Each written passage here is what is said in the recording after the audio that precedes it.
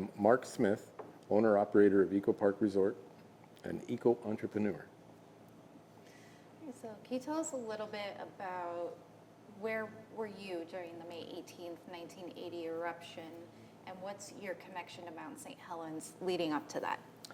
Well, my claim to fame was I'm the youngest member of the Smith family that owned and operated Spirit Lake Lodge at Mount St. Helens before, during, and for a short period after, until the federal government took our property to create the Volcanic National Monument.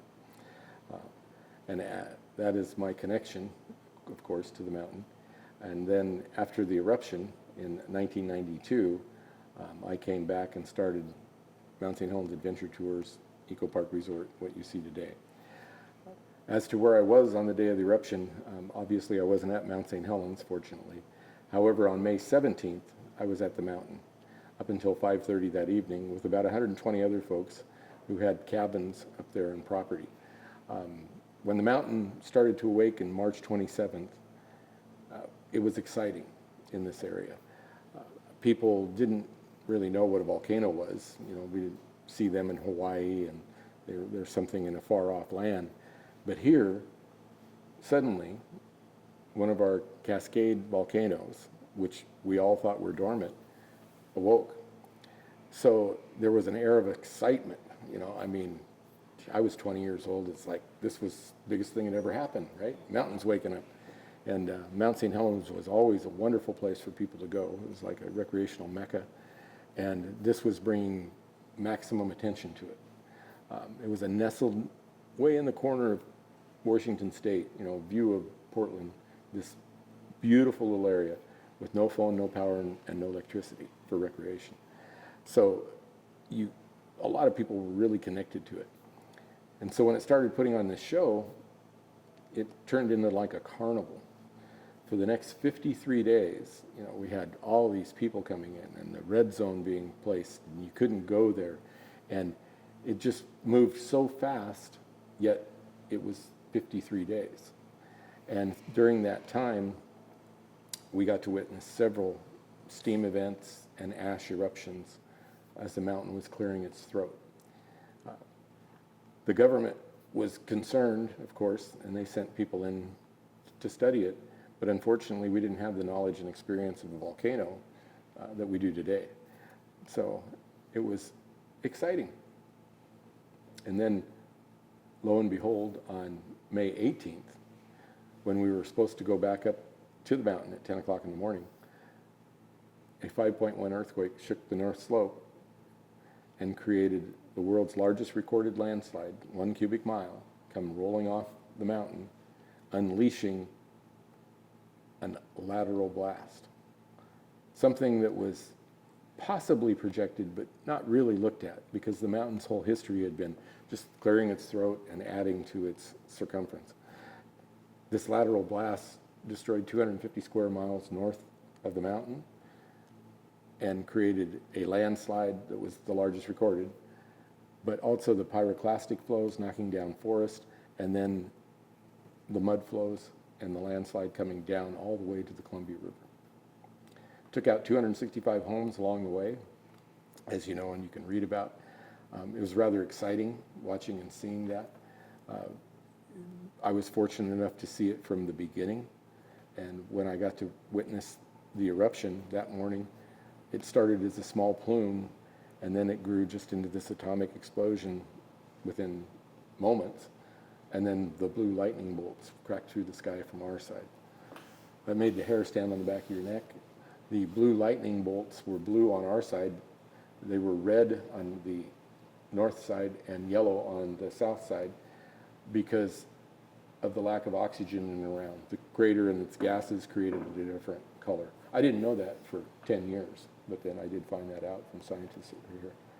But it was pretty spectacular.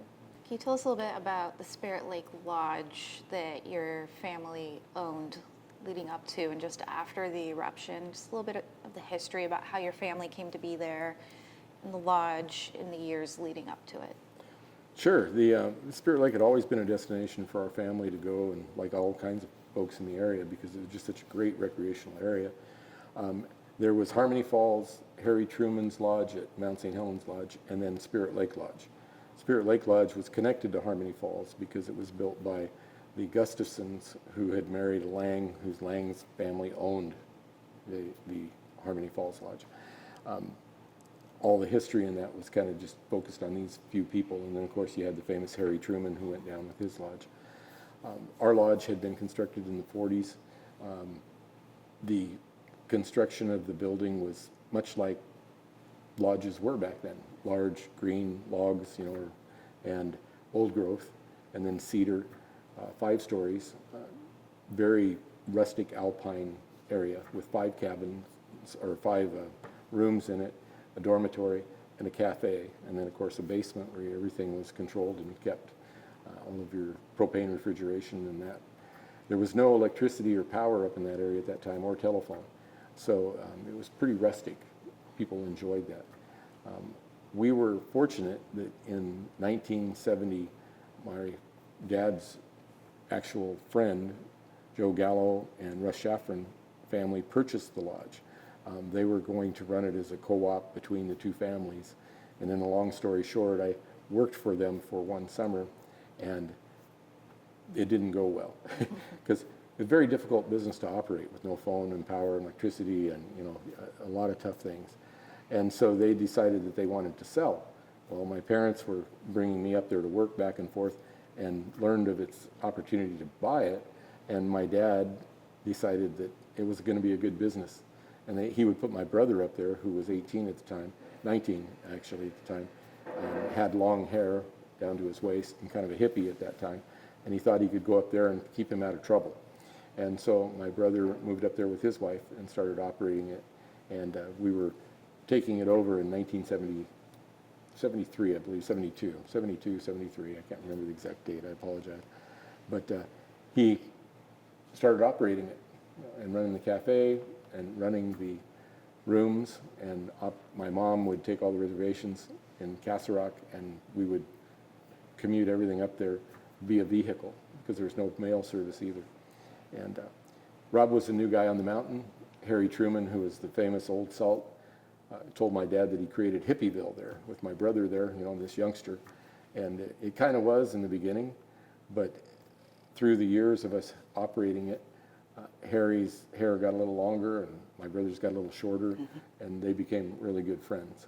And the loss of the mountain and Harry was a big one for our family. Spirit Lake Lodge is located right here, and that's Mount St. Helens Lodge. And because the mountain has shifted, Spirit Lake, we're probably in this general area below Johnson Ridge. Yeah, these are photos of the day of the eruption from my parents' house on Shaffron later in the day, not right off the bat in the morning. In the morning it looked much bigger and the sun was behind it. This was probably at 2 o'clock in the afternoon, and the plume had reached 12 miles. I wasn't a very good photographer. The early morning shot, it looked like an atomic explosion that occurred, you know, the eruption, and blue lightning bolts were cracking through the sky. And even today when I talk about it, the hair on the back of my head stands up because I had never in my life seen anything that close. You know, I've seen the atomic bomb on television, but this was right in front of us. And we were 26 air miles from the mountain. The sun was behind it. It's 8:32 a.m. in the morning, and it just made it look so much larger than life. It was going to cover us, and it was just, you know, this plume. And then the blue lightning bolt started cracking through the sky. You knew something just unbelievable had happened. And that was my first hint that this was the big event. And from then I got excited, you know, hopped in my Jeep, started driving towards the mountain. I was 20 years old, you know, I mean, what are you going to do? I had Jimmy Buffett in my cassette player playing I Don't Know Where I'm Going to Go When the Volcano Blows, because that was our theme song through that whole 53 days of waiting for the eruption. And I got all the way to Toutle, and at Toutle is where the Coal Banks Bridge is, and the North Fork of the Toutle River comes down. And there, we got up there, and Wayne George was the sheriff deputy at the time, had the road blocked, and he stopped me and he wouldn't let me drive any further up. And so we were talking and visiting a little bit, and his radio was going off that there was a log jam coming downstream, you know. And at that time, everybody didn't have videos and cell cameras, so we're standing there and we started hearing the snapping and cracking, and we turned, and right there where Harry Gardner Park was, these big logs come ripping down around the river, and it's about 25 feet high with just a flood, and they come down and they slam into the bridge and slam into the whole area, and it's just an unbelievable length of logs. They're just going miles long. And so I hopped in my Jeep and I drove down to Castle Rock following the log jam going down the Toutle. And I got to Castle Rock and told my friends, oh, you won't believe what's coming, And so we're at the Castle Rock Bridge, and another sheriff deputy's there with his radio on, and the jam's going by, and then on his radio we hear this, and they said, oh, there's a mile-wide, 100-foot-high mudflow headed down the North Fork Toutle River. Well, I'd never seen anything like that in my life before. So I hopped in my Jeep, I drove all the way back up, got to where Wayne George was, where he had the roadblock. He had moved the roadblock back now, away from the river, and we were standing there watching, and then you heard like 747 jet engines coming around the corner, and snap and crackling of these old-growth trees that were at Harry Gardner Park there and Harry Morgan Park at that area, and their trees are just falling over and snapping over like nothing, and these are 4 foot, 5 foot through trees, and the mud flows coming around the corner. Well, it wasn't 100 feet high, thank God, but it was about 30 feet high. And it came around the corner, and the steam and the smell was like sulfur. And as it came down and around to the bridge, it met up to the bridge, and you've probably seen that famous shot of the Coal Banks full concrete linked bridge, paused the mud momentarily, and you saw where the bolts all popped loose and little puffs of smoke, and it picked the bridge up, turned it, and took it downstream. I followed that all the way down to Castle Rock too, telling everybody, you're not going to believe what you're going to see, what's coming down. And on top of the mud flow were log trucks, pieces of houses where the mud was so heavy it lifted it up and carried it downstream with it. It was just incredible. And I was very fortunate to be able to see that. And of course I followed it all the way down too, because we wanted to see what was going on. And that jam went all the way down, and when it hit the Cowlitz, we were right at the conjunction at the Cowlitz and the Toutle by the Highway 5 bridge. I don't know how that bridge didn't go out, because it was right at the top of that bridge. And it was so heavy and dense, it stopped and paused the Cowlitz River momentarily, and it went down to nothing. And people were grabbing salmon and steelhead out of the river. And Mike Sims, a friend of mine I went to school with, grabbed 2 steelhead, and we were yelling at him because we could see that it was liquefying again and coming down. And he come up with 2 fish and thought he was just really something, and he's in the newspaper, the Daily News shot his picture at that. But the mud was 81 degrees in Castle Rock, and that was roughly 26 miles downstream through there, and river miles. So it was really interesting, and it was so heavy and dense that it would go inside a house and lift all the furniture up instead of picking it up and flooding it. And then on some houses, it just picked the whole house up off the foundation and carry it away. That's in Castle Rock Fairgrounds. And this is like 2 days after that you could get down into there. These are the housing developments behind the Castle Rock High School. And we took stuff out of the homes of those. The only thing you did was you took duct tape and put it around the bottom of your pants so that ash didn't get up in your legs, because it was abrasive, but it was warm. It was the weirdest thing you ever felt. It was like it was alive.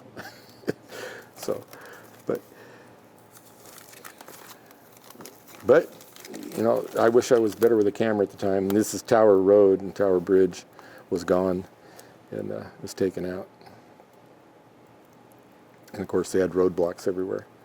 But when you grew up here, you knew how to get around all of them. This is the Castle Rock Bridge. How that one never went down, we don't know, because those stringers, things would just come down through there. It was unbelievable, floating down through the river. And then that's from the bridge. That's from my mom's house. But couldn't really see much. We were taking pictures. I wish we had cell phones back then.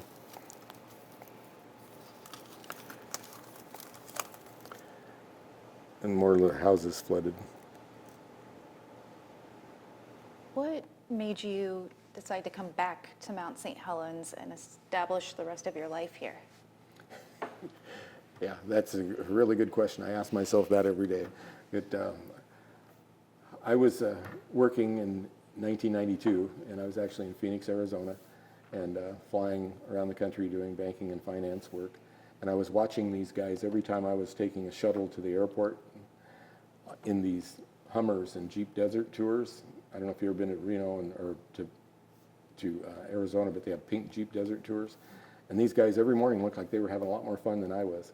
And I thought, every time I go somewhere, people ask me, are you Mark Smith with Spirit Lake Lodge? They find out my folks and they want to know about the mountain.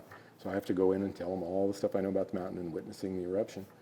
And I thought about it with my wife. I said, maybe we should try a tour company or something.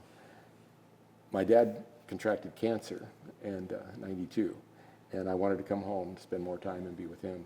So we came back to Castle Rock, and being in banking and finance and data processing, there wasn't a lot of jobs in Castle Rock at that time, for that field.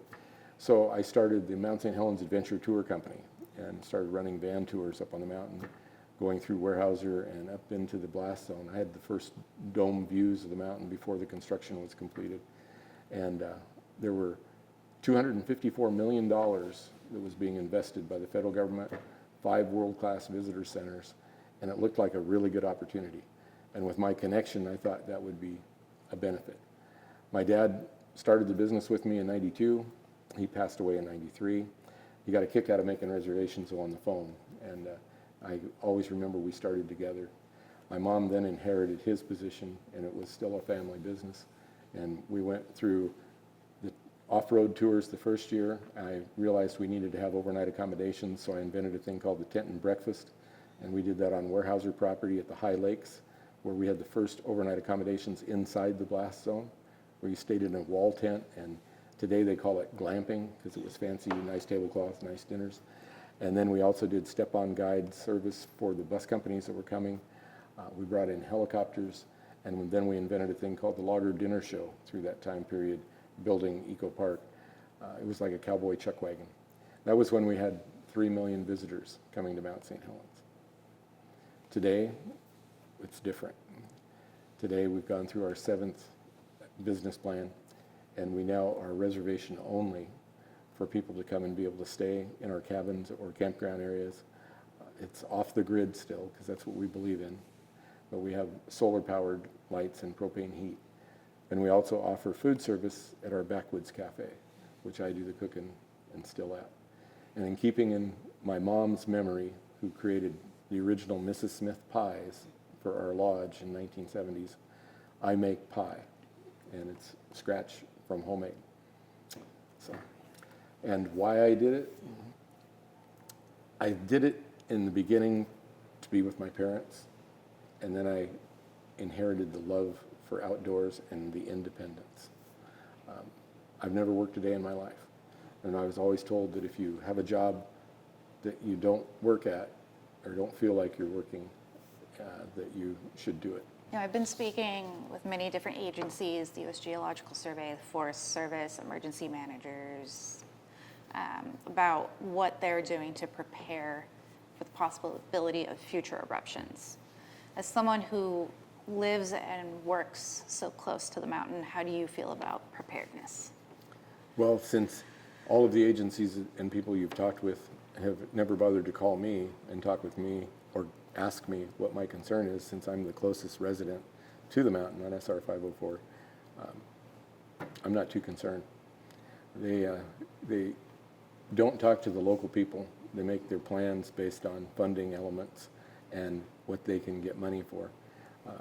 There aren't plans in place, to my knowledge, and you'd think being a resident here, I would be knowledgeable of at least what we're supposed to do to evacuate. And in 2004, it was pretty evident when the mountain woke up again, and they were closing the roads all the way down at Toledo Cutoff and I-5. They were staying with the old management plans, and there isn't really a good evacuation plan. In the original ones, they were supposed to keep a road open all the way from Coldwater, all the way through Weyerhaeuser to the Green River side, because that ridge line would make that road safe, because it would be outside of the blast zone. So I don't think there's much preparedness done. They need to, but I don't think they really got a good plan. So who specifically would you like to hear from and have more engagement from? Is there anyone in particular? Wow, that's a good one. Yeah, I would like to see the Secretary of Agriculture and the Secretary of Interior come out, sit down, and actually look at the monument to see how it's operated. The Mount St. Helens Volcanic National Monument is one of 7 monuments, as I understand it, that is created under the Department of Interior, but allowed to be managed by the U.S. Forest Service. And out of those 7, it's the only one that had brick and mortar and actual visitor centers. And in the last 45 years, since we're sitting here today with the road not open to one of those centers that's now closed and no access, I don't think it's been managed properly. I feel that it should be put in under a national park or by national parks rather than the Forest Service, just for budgetary restrictions that the Forest Service has, where national parks, all of their entities are given a line item. So Mount St. Helens would get qualified funding, which is badly needed, if it was under the Department of Interior instead of the Department of Agriculture. And I think that would help a lot here. Can you tell us a little bit about the Spirit Lake Toutle Cowlitz Collaborative? Kind of like who's involved, what is its goal, and what are some things that you've accomplished through it? I'm gonna throw this thing out. I'm gonna set that down there. The Toutle River, Toutle Cowlitz River, Spirit Lake Toutle River Cowlitz Collaborative is a lousy name. We all know that, but we try to keep all the names of everything that is being affected in it. We started it right before COVID. I was the only private citizen and business person living up here to be involved with it. We had over 60 people and groups, engaging. Somehow we've managed to keep it together for the last 3.5 years, and it's the first time in 45 years or 40 years that I have ever witnessed a conversation with all the groups and people involved, both private, public, special interest, sharing our ideas, concerns, and efforts on managing the sediment, Spirit Lake, and the natural recovery. I think it's a wonderful opportunity for us to increase our knowledge and do a paradigm shift in direction, rather than trying to look at controlling a crisis mode situation, looking at managing a volcanic area with humans. It's a great opportunity for us to take what we've learned and change this direction. But currently, we're still under the impression through the U.S. Army Corps of Engineers, which is the main body, that we're in a crisis mode. We're in an emergency mode. Matter of fact, emergency powers are still in place for this area 45 years later in the decision process. I think we need to change that. And I think this group has that opportunity to do it. The sad part, there has been no funding for this group to just stay as a group. Not that it needs a lot of money, but every organization has to have a budget. And there's been no one stepping up to pick up the operating budget or come up with a solution. And can you name some of the different people, partners, agencies involved in the collaborative? Oh yeah, Colin Thorne is one of the scientists from the University of Nottingham who studied the river and the mountain here for 38 years. He's one of the key players, and he's leading on the area of doing nature-based engineering for solutions rather than just human engineering ideas, where we work with nature in it. The Lower Columbia Fish Recovery Group is another highly involved group, and they have been really instrumental in working on fish recovery up here and in helping with the enhancement of beaver coming into the area. It's been a collaboration of the county, Forest Service, the Corps of Engineers, all of the main players, Fish and Wildlife. It's got the right people all sitting down together, and it's open to the public, but the problem is that it's a little bit heavy on bureaucratic organizations, so they don't feel comfortable with people like me that say, we should be making this public more. We should be advertising more. We should be publicizing the information we have. And we should be recording our minutes so that people can go back and listen to what we've been saying or see. But we're getting there. And I think it does bring us opportunity of hope to see change in the way that the area is managed. Can you tell us about this bridge behind you, how it came to be, and what it's meant to do? Yeah, this bridge is just a year, not even a year old yet. And the way it came to be here was when I purchased the property. Poland Creek, which was a fish tributary stream to the North Fork of the Toutle, ran through it. We were pretty excited about it. But like a lot of bodies of water up in this area, logging roads that were built in the 50s had culverts, not bridges. And so this had this large culvert that you've seen over there that's like a 5-foot culvert. And fish don't really like culverts, but they could still work their way by and through it in high water periods. But it did block about 2 miles of habitat and spawning area up above. Through the years that I've been here, the culvert continued to deteriorate, and it finally collapsed. And when the collapse happened, it blocked fish passage from going upstream. So we no longer had that area for spawning and rearing. And I am under law, you know, we're supposed to correct these problems as property owners and landowners in the state because you have to keep fish passage. But a lot of us don't have funding when we're not loggers. You know, my park is not $1 million operation like timber every week.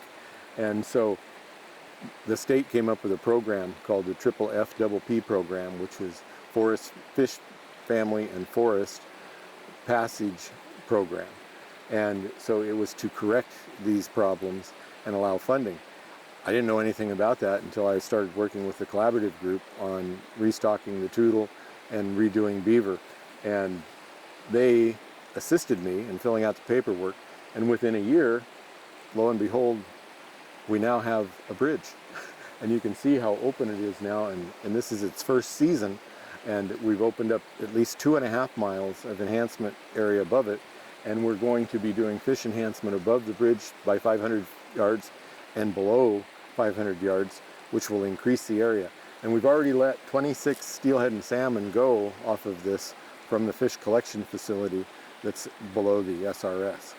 So it's pretty exciting. And we've also let 6 beaver go out of here that are working downstream to make more habitat area there. And then if you step up this way a little more, you'll see the old meadows over here to the left. There's some grassy meadow area. That's part of the old St. Helens Loop, where Camp Baker, Weyerhaeuser's largest logging camp in the North Fork Toutle River, was right out here in the river valley. And those were homesteads where those meadows are down in that area. Yeah. And they were high above the camp by about 300, 200 yards. And out here was where the old Spirit Lake Highway ran up through the valley, and this was a valley. So on May 18th, 1980, when the mountain erupted, Camp Baker, of course, was right in line with the sediment and mud flow that came down. And that mud flow came through here, running at about 34 miles an hour, and came through this area at about probably 40 to 60 feet in height. And you have to remember, it streamed out a mile wide as it came through here in some places. So it would widen out, come together, and be higher and shorter. And then it plowed all the way down 62 miles to the Columbia River. And of course it went through Castle Rock, Longview, Kelso there, and into the Columbia. And that's where it filled the channel within about 11 feet of the surface. So that caused the Corps to be concerned about this, and that's why we now see it backing up here.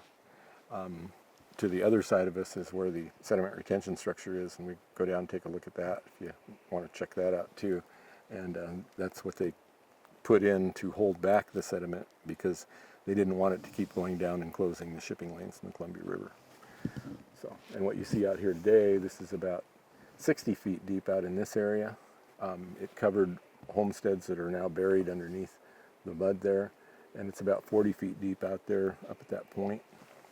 There's about 880 million cubic yards of mud, rock, and debris held behind the sediment dam. You know, it might be more now because they've measured it lately. And it's quite an interesting experience. It's huge. I mean, from here, you know, it doesn't look that big, but when you get down on it, it's pretty big. And of course, our guests get the opportunity to go down and hike on it and see it. And that's one of the big things that everybody's like, what is a mud flow? You know, what's a sediment plain? And so once they go down there, it's like going to the beach. The only difference here is it's like going to a beach where nobody's at. So, and the water's kind of refreshing in the summer. It's not real deep. But this is where we're getting fish restoration and the beavers working on salmon and steelhead coming back up and spawning in the area. The channels on both sides of the river are the keys for fish habitat and the natural process, because they're along where there'll be habitat and food sources for the fish, and they'll be more shaded through the summer and give them more moderate temperatures in the water. So that's where we concentrate on. But it's pretty interesting. So that is the SRS, the sediment retention structure. Called that because if you called it a dam, you'd be under dam restrictions, which would be another dam problem for everybody, which then this dam thing would have to be managed like a dam and not a SRS. This is like 2 of these in the world, sediment retention structures. They actually use a lot of them in Japan if you look on Mount Fuji. But that's the whole thing that you'll learn about Mount St. Helens. Why we did interfere with the world's youngest landscape being created, we did it uniquely so that we could protect the decisions we made. When the mountain erupted, of course, all this was washed down, and this is part of the North Fork Toutle River. And there were 265 homes that were, destroyed in and along the North Fork Toutle, Cowlitz River and that. And it flooded the Columbia. So they had to do something. So this was the Army Corps' solution to come back and not dredge down below where dredging was common, because in 1980 the environmental issues were huge about dredging, and they didn't really care if you dammed a river with an 1,800 foot long, 386 foot tall structure and then backed up and destroyed the river behind it. So we're backed up now 3.5 miles. It also was constructed with a outlet around it so that when it reached its maturity, which was supposed to be in 2035, the outlet around it would allow fish passage. It filled up about 12 years after they built it. So 2035 was not the case. So the outlet around it is what's called the spillway. They designed a situation to where they can raise the spillway to keep utilizing the sediment behind the SRS and hold it back here. So it's like a mini SRS or mini dam. And in constructing that, they've raised it twice now, and they have 2 more raises that they can do before they'll have to do something else with this structure. They estimate that the sediment behind here, right behind the dam, is about 60 to 70 feet deep in here. This is where you see how big and liquid it is. And on the right-hand side is where the tail out goes down. The bottom of that is not fish passable because in 1996, during flooding, it was damaged, and they didn't repair it because they have the fish collection facility, which is below the SRS, which is what is mitigation for this structure so that they can get fish around it. Sounds good until you study the fish collection facility, which is, for the last 20-some years, has only transported 2 species of fish, salmon and steelhead. Not because those are the only 2 coming back. Before the eruption, we had 6 different species, and this was one of the top fisheries in the state, a $22 million fishery. But the only reason they transport 2 is because that's the only ones they have management plans for. So none of the other fish can come around it. No trout, no eels. It's really an interesting situation. So now they have to fix the fish collection facility because they're only transporting about 400 fish a year. So they have a proposal that they want to fix that trap and truck program with a $30 million new fish collection facility, so that they will increase the numbers of fish because they're so low. We're worried about sustainability up here. But does that make sense? Or does it make sense to fix a natural fish passage so all species of fish can be transported up here on their own? We have all kinds of fish that are trying to come back up in here and have been coming in here. And in just the last 4 years, the fish hatchery down there, or not fish hatchery, but the fish collection facility has started transporting everything they catch. And we've seen whitefish and other trout species. So all of this that we're seeing at the bottom of the River right now, is that from the 1980 eruption, or is it? Or That's from the 1980 eruption, transported by nature and water down 16 miles from Mount St. Helens and the mud flow up there, the plain, the sediment plain, and then down here, it's backed up behind this. So the logic for the solution to keep this out of Longview and Kelso, which were designed cities, you know, Longview was built and it's 6 feet below sea level. So it was all diked and, you know, filled. But to save those cities from this natural event, because it's such a crisis, we build a structure in the middle of the natural river to hold back and continue to take away the natural habitat and store this sediment behind a man-made structure for future generations to deal with. At the same time, the recovery of the natural habitat behind it isn't exactly natural. So, keeping in mind the monument was created to be a natural wonder for future generations to be able to study, untouched by man. And this is just two of the things that we put in place. The third being Spirit Lake, you know, and the Spirit Lake Tunnel. When the eruption hit Spirit Lake, it uplifted it, you know, in the same area that it was in, canyon, but it raised it. And everybody was concerned about the 500 feet of mud flow that was in front of it being solid enough to hold the water there. So they were worried about flooding, and rightfully so. You know, we had 265 homes damaged. We had never lived with or near a volcano before, so we didn't have the knowledge and experience. And the solution they came up with was to control the level of the lake so that it wouldn't rise and then flood out. There was a lot of discussion at that time too, but that was the primary function. And of course the Army Corps of Engineers had the solution, a tunnel. So they put an 8,644 foot tunnel, which is almost 2 miles, through Truman Ridge into Spirit Lake to control the flow in this natural area. It flows down into Coldwater Lake, and then Coldwater Lake lets it come back into the North Fork of the Toutle. But by doing that, they took away the connection of Spirit Lake to the North Fork Toutle River for any fish and habitat for 6.5 miles in front of the mountain. And there is no natural recovery going on there because, again, we made that decision. Today, the collaborative group, we're reviewing that, and right now, this year, because the tunnel, a man-made structure, is failing, they're trying to come up with a solution. So we're trying to work out where we can make a natural solution versus the, you know, man-made structures. The difficulty is that the Corps would like to build an outlet.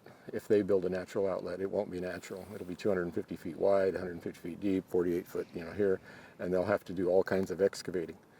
So out of the 6 options that they have, the only one that makes sense is to put in another pressurized tunnel so that they can have their control of the lake, and then allow where the lake's starting to have seepage and a natural outlet, which is just southeast of the lake towards Mount St. Helens and Lewitt Falls, and then over the next 50 to 100 years, work on letting that develop with less intrusive enhancement and maybe doing nature-based engineering to work with nature there so that we could create that. And then we won't mess it up any more than we already have. And hopefully in 50 to 100 years, future generations will see a natural outlet. Yeah, so would that just be kind of like letting nature take its course and wash away its own path through? Let nature decide its own path because it's going to anyway.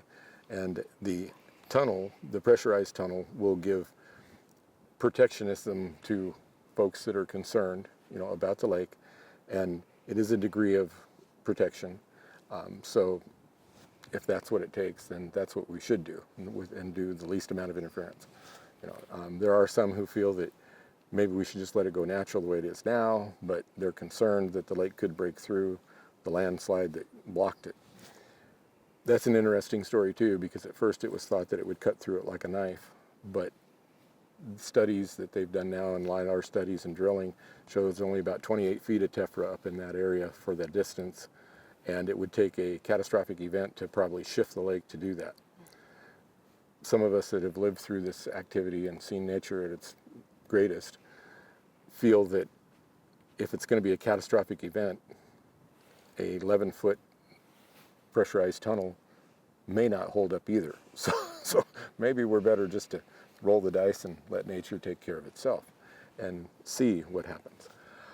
The sediment that's going downstream and continuing, we're trying to get the agencies with the collaborative group that we're working with to look at spot dredging in the Cowlitz and the Columbia and the North Fork Toutle where it's needed.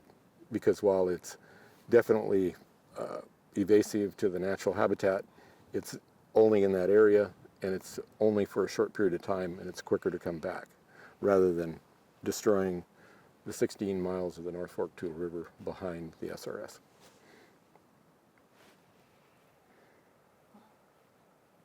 Questions? Those are the tops of the trees that you see here. When you see all these trees here, that was a little island, so you can tell how tall that tree was, 60 feet. Those trees were the same age, so you're looking at 55 feet right there. And you have to remember this was a valley behind this, so it's filled up quite a bit. That's incredible. Isn't it? It's really something. And there are other solutions that they've looked at, to dredge behind here and pump this in other valleys and up in this area and get a lake so it holds down in that. But they keep avoiding getting natural fish passage back. And that's because they'd have to address fish passage all the way up. And that's something that I think after 45 years that we should be concerned with. We're watching the area here become extinct, not because of nature and not because of pollution, but because of, I think, poor decision making. It's like if you get out of nature's way, it might surprise you what you get. And the thing people don't understand is that, the economy in this area before the eruption, my family having Spirit Lake Lodge and, this being a great recreational and fishing area, $22 million in 1980 fishery, it was 1979, of course, before. And people fished and camped, and we had 9 campgrounds coming up the highway through here. It was incredible. The economy was good. People spent money, they had fun, they recreated here. Because if you have a healthy environment, then you can have a healthy economy. But if you don't have a healthy environment, then your economy suffers because you don't have any of the resources that are there for recreation or gathering or, habitat. And it works together. And that's a really tough situation. And it's sad when, this eruption gave us an opportunity to learn, but we're just not learning fast enough. That's the thing. Nature's teaching us a lot if you want to look. And I was like that when it first happened. I thought, oh, it was terrible. My dad managed a credit union in town. He even put out pens that said on it, "We'll never forget nor forgive the mountain," because he rode horses up there. It was our life. The mountain was part of us and we were part of the mountain. And not just Truman had that line. A lot of people that grew up in this area did.